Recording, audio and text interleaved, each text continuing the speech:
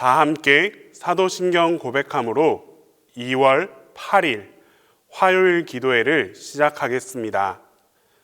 나는 전능하신 아버지 하나님, 천지의 창조주를 믿습니다. 나는 그의 유일하신 아들 우리 주 예수 그리스도를 믿습니다. 그는 성령으로 잉태되어 동정녀 마리아에게서 나시고 본디오 빌라도에게 고난을 받아 십자가에 못 박혀 죽으시고 장사된 지 사흘 만에 죽은 자 가운데서 다시 살아나셨으며 하늘에 오르시어 전능하신 아버지 하나님 우편에 앉아 계시다가 거기로부터 살아있는 자와 죽은 자를 심판하러 오십니다. 나는 성령을 믿으며 거룩한 공교회와 성도의 교제와 죄를 용서받는 것과 몸의 부활과 영생을 믿습니다.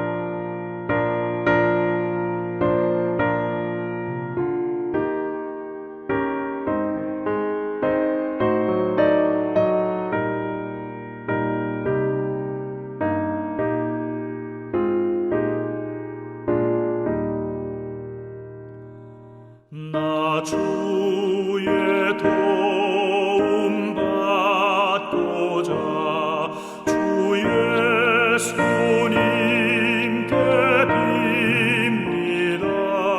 그 구원 허락하시사 날 받아주소서.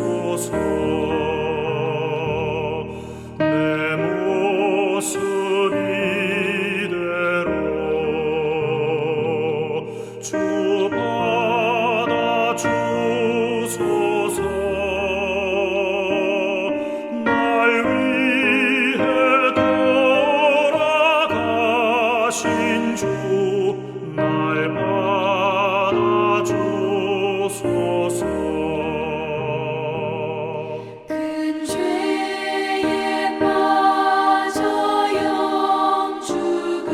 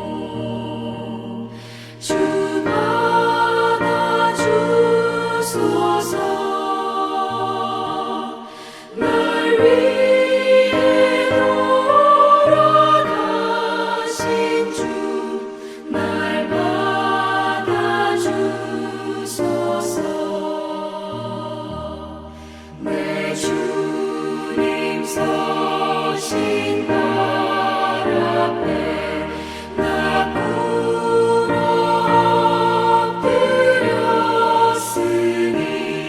그 크신 역사 이루게 날 받아주소서. 내 모습 이대로 주 받아주소서.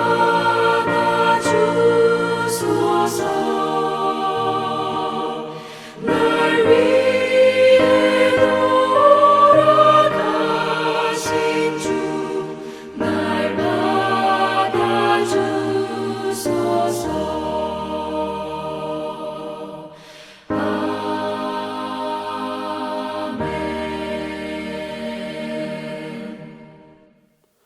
오늘 우리에게 주시는 하나님 말씀은 사무엘상 16장 6절에서 13절입니다. 구약 성경 사무엘상 16장 6절에서 13절입니다. 다 함께 봉독하겠습니다. 그들이 오매 사무엘이 엘리압을 보고 마음에 이르기를 여호와의 기름 부으실 자가 과연 주님 앞에 있도다 하였더니 여호와께서 사무엘에게 이르시되 그의 용모와 키를 보지 말라. 내가 이미 그를 버렸노라. 내가 보는 것은 사람과 같지 아니하니 사람은 외모를 보거니와 나 여호와는 중심을 보느니라 하시더라. 이새가 아비나답을 불러 사무엘 앞을 지나가게 하매 사무엘이 이르되 이도 여호와께서 택하지 아니하셨느니라 하니 이새가 산마로 지나게 하매 사무엘이 이르되 이도 여호와께서 택하지 아니하셨느니라 하니라. 이새가 그의 아들 7을 다 사무엘 앞으로 지나가게 하나 사무엘이 이새에게 이르되 여호와께서 이들을 택하지 아니하셨느니라 하고 또 사무엘이 이새에게 이르되 내 아들들이 다 여기 있느냐. 이새가 이르되 아직 막내가 남았는데 그는 양을 지키나이다. 사무엘이 이새에게 이르되 사람을 보내어 그를 데려오라. 그가 여기 오기까지는 우리가 식사 자리에 앉지 아니하겠노라. 이에 사람을 보내어 그를 데려오매 그의 빛이 붉고 눈이 빼어나고 얼굴이 아름답더라. 여호와께서 이르시되 이가 그니 일어나 기름을 부으라 하시는지라. 사무엘이 기름 뿔병을 가져다가 그의 형제 중에서 그에게 부었더니 이날 이후로 다윗이 여호와의 영에게 크게 감동되니라. 사무엘이 떠나서 라마로 가니라. 하나님은 사람의 외모가 아니라 그의 중심을 보는 분이십니다. 하나님께서는 우리의 겉으로 드러나는 모습이 아니라 그 속에 숨겨져 있는, 때로는 나 자신도 알지 못하는 나의 중심을 아주 낱낱이 들여다보시는 분이십니다. 그러므로 우리는 우리의 중심을 하나님께서 원하시는 모습으로 만들어가는 데에 온 힘을 다해야 합니다. 오늘 본문에 등장하는 사울과 사무엘을 비교하면서 우리의 중심이 어떠해야 하나님께서 기뻐하시는지에 대해 살펴보겠습니다. 사울은 사람들의 열화와 같은 환호를 등에 업고 이스라엘의 초대 왕이 되었습니다. 하지만 이 환호는 그렇게 오래 가지 못했습니다. 왕이었음에도 불구하고 다시 하나님으로부터 버림받게 되는 불행한 사람이었습니다. 성경은 사울이 버림받은 이유를 2가지로 말씀합니다. 첫 번째 이유는 제사장만이 드릴 수 있는 제사를 사울이 직접 드렸기 때문입니다. 사실 당시 사울의 상황에서는 충분히 그럴 수 있었습니다. 강력한 블레셋과 전쟁을 치러야 하는 그런 순간입니다. 전쟁을 잘 준비하고 시의적절한 그 작전을 통해서 적을 섬멸하는 것이 왕의 역할입니다. 사울은 정말 최선을 다해서 전쟁 준비를 마쳤습니다.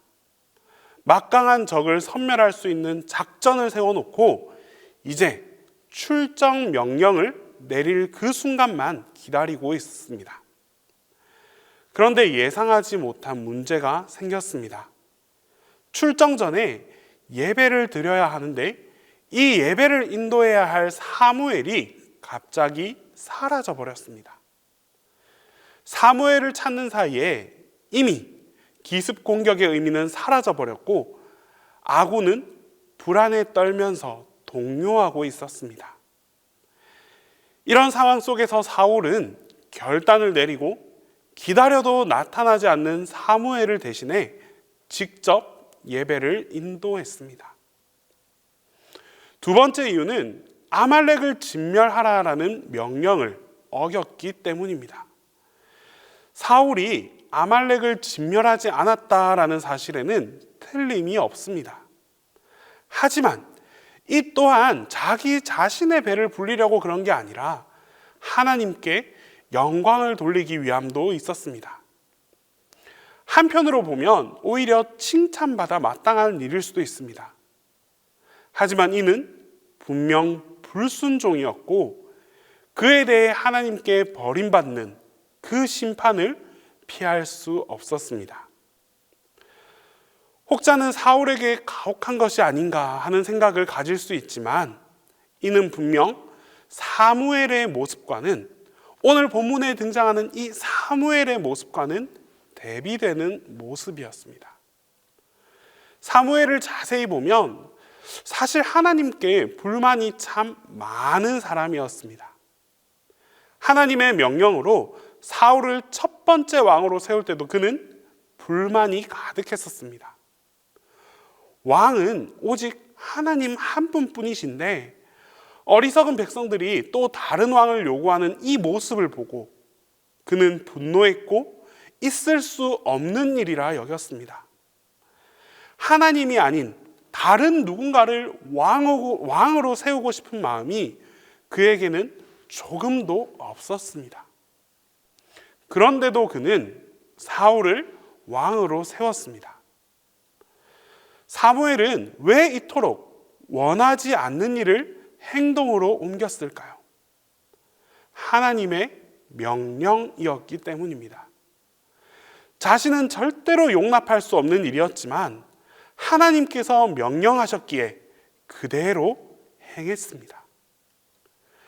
사무엘은 사울을 대신할 새로운 왕을 찾기 위해 이새의 집을 찾아온 오늘 본문의 순간에서도 자신의 생각과는 너무나도 다른 명령 앞에서 당황할 수밖에 없었습니다. 사무엘은 첫째 아들 엘리압을 보고 마음을 빼앗겼습니다. 엘리압은 키도 크고 힘도 세고 한눈에 봐도 정말 위압감이 확 느껴졌습니다. 때문에 두말할 것도 없이 엘리압이 사울을 대신할 수 있는 왕이구나라고 확신했습니다. 그런데 그에게 기름을 부으려는 순간 하나님께서 사무엘을 막으십니다. 분명 틀림이 없고 확신으로 가득한 최고의 선택이었는데 하나님께서는 그가 아니다라고 말씀하십니다. 그리고는 막내 아들 다윗을 선택하셨습니다. 다윗은 누가 봐도 왕이 될 인재가 아니었습니다. 사무엘이 방문했을 때도 다윗은 들에서 양을 치고 있었습니다. 아버지 이새는 하나님의 선지자가 우리 집에 와서 예배를 드리는, 함께 예배 드리는 이 귀하고 복된 자리에 다른 아들들은 다 불러서 함께 있었지만 다윗은 부르지 않았습니다. 다윗은 이런 자리에 굳이 올 필요조차 없는 작고 작은 막내 아들일 뿐이었습니다. 그런데 하나님께서는 이처럼 보잘것없는 다윗을 선택하십니다. 만약 여러분이 사무엘이었다면 하나님의 이 선택을 지지하고 순종할 수 있으시겠습니까? 그런데 사무엘은 하나님의 말씀을 따라 기름을 부었습니다. 하나님의 명령이었기 때문입니다. 그에게 자신의 판단이 없었던 것은 아니지만, 그러나 사무엘은 결코 자신의 판단을 앞세우지 않았습니다. 철저하게 하나님의 뜻과 그 명령에 의지하고 순종했습니다. 하나님께서 기뻐하시는 모습은 바로 이런 모습입니다. 하나님의 판단과 명령 앞에서 죽기까지 순종할 수 있는 사람, 바로 이런 사람을 하나님께서는 기뻐하시고 또 그런 사람을 통해서 역사해 가십니다. 이것이 바로 사울과 사무엘의 차이입니다. 사울의 문제는 자기 중심에 하나님이 아닌 자기 자신 스스로가 차지하고 있습니다. 사울이 준비했던 전쟁은 사울이 하는 이 전쟁이 아니라 하나님께서 하시는 전쟁입니다. 사울 자신이 앞서서 하는 전쟁이 아니라 하나님께서 직접 행해 주시는 전쟁이었다는 말씀입니다. 때문에 사울이 조급해할 필요가 전혀 없었습니다. 사울은 사무엘이 언제 오든지 하나님의 명령대로 기다리기만 하면 되었습니다. 그런데 그는 당황스러운 상황을 만나게 되자 하나님의 명령에 순종하지 못했고 자기 자신의 습관과 판단에 의지했습니다. 아말렉을 진멸하라 하는 이 명령 앞에서도 마찬가지입니다. 그는 진멸하라는 하나님의 명령을 대수롭지 않게 여겼습니다. 그리고는 평소 습관처럼 전리품을 챙겨서 이것으로 하나님께 예물을 드리려고 했습니다. 이 모든 것들은 그저 자기가 생각하기에 좋을 것 같은 일을 한 것이지 하나님의 뜻대로 행한 것이 결코 아니었습니다. 이게 하나님의 뜻일 거야. 이렇게 하는 게 은혜로운 일일 거야. 내가 알아서 판단하고 내 마음으로 행한 것일 뿐이었습니다. 중심을 보시는 하나님을, 사람의 마음, 그 중심을 보시는 하나님을 두려워하지 못하고 자기 자신의 습관과 판단으로 인해 마치 하나님의 뜻인 양 스스로를, 그리고 하나님을 속이고 살아가는 모습이었습니다. 반면 사무엘은 아무리 마음에 들지 않고 이해할 수 없는 명령이라 할지라도 있는 그대로 따르는 사람이었습니다. 진심으로 그 중심에, 자기 자신의 그 중심에 하나님만을 모시고 살았습니다. 마음에 들든 들지 않든, 좋든 싫든 오직 하나님 명령에만 순종하면서 죽기까지 복종하는 사람, 바로 그 사람이 사무엘이었습니다. 여러분의 마음 중심에는 누가 존재하고 있습니까? 혹시 사울처럼 중심을 보시는 하나님을 두려워하지 않고 나도 모르는 사이에 그분을 속이려고 하고 있지는 않으십니까? 사무엘처럼 이해가 되든 이해가 되지 않든 그 마음 중심에 예수 그리스도만을 모시고 그분의 말씀에 죽기까지 순종할 수 있어야 합니다. 사무엘처럼 하나님의 눈으로 세상을 보고 하나님의 마음으로 세상을 치유하는 하나님의 일꾼이 될 수 있어야 합니다. 지금도, 오늘 이 시간에도 우리 주님께서 여러분의 중심을 보고 계십니다. 우리의 중심을 끊임없이 바라보고 계십니다. 하나님을 중심에 모시고 살아가기를 결단합시다. 하나님을 중심에 품고 하나님의 뜻대로 순종하며 살아가는 우리 모두에게 마땅히 가야 할 길을 알려주실 뿐 아니라 그 거룩한 길을 걸어갈 수 있는 용기와 지혜도 함께 베풀어 주실 것입니다. 기도하겠습니다. 이 시간 우리 첫 번째로 기도할 때에 하나님을 마음의 중심에 모시고 살아갈 수 있게 해달라고 기도하겠습니다. 두 번째로 주님의 말씀에 전적으로 순종하는 삶을 살 수 있게 해달라고 기도하겠습니다.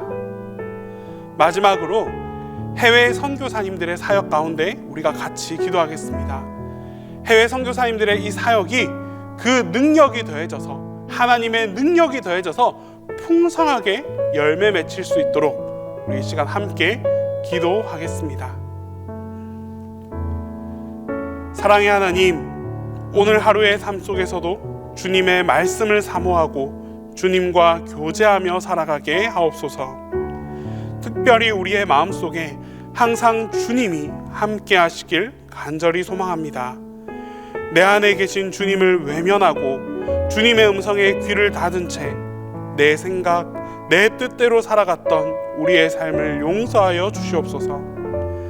항상 주님께서 내 중심에 자리하고 계셔서 주님과 동행하는 삶을 살아가게 하여 주시옵소서.